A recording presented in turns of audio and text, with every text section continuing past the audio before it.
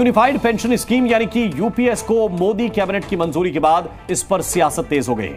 कांग्रेस ने यूपीएस को लेकर सरकार पर हमला बोला।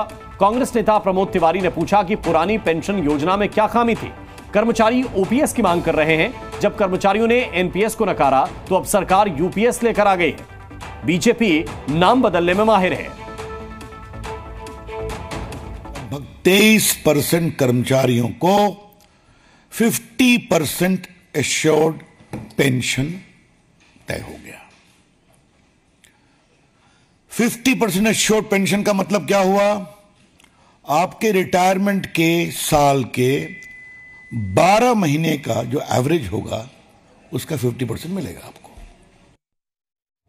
तो पेंशन योजना, नई पेंशन योजना यानी कि यूपीएस क्या है वो रविशंकर प्रसाद बता रहे थे।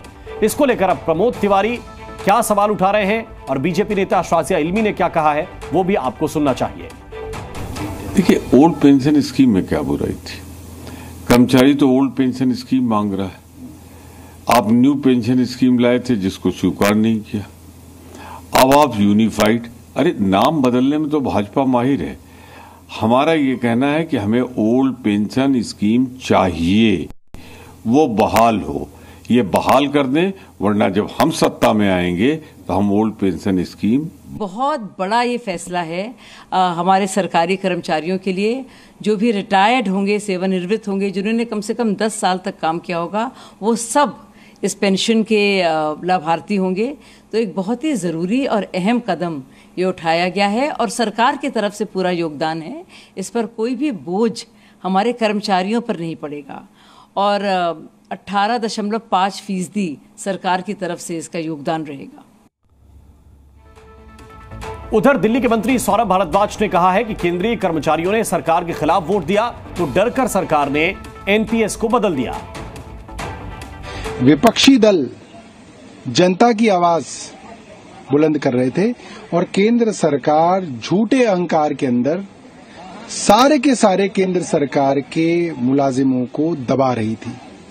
जिस तरीके से केंद्र सरकार के एम्प्लॉइज ने इस बार भारतीय जनता पार्टी के खिलाफ वोट दिया, भारतीय जनता पार्टी की अकल थोड़ी ठिकाने आई है।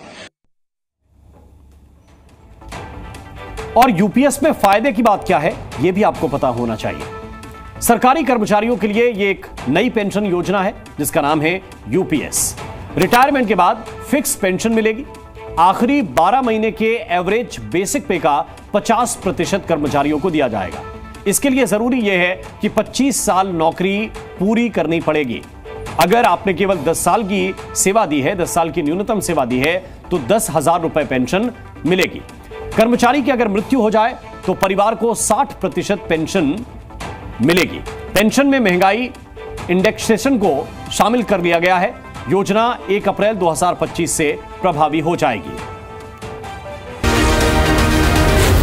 जी न्यूज़।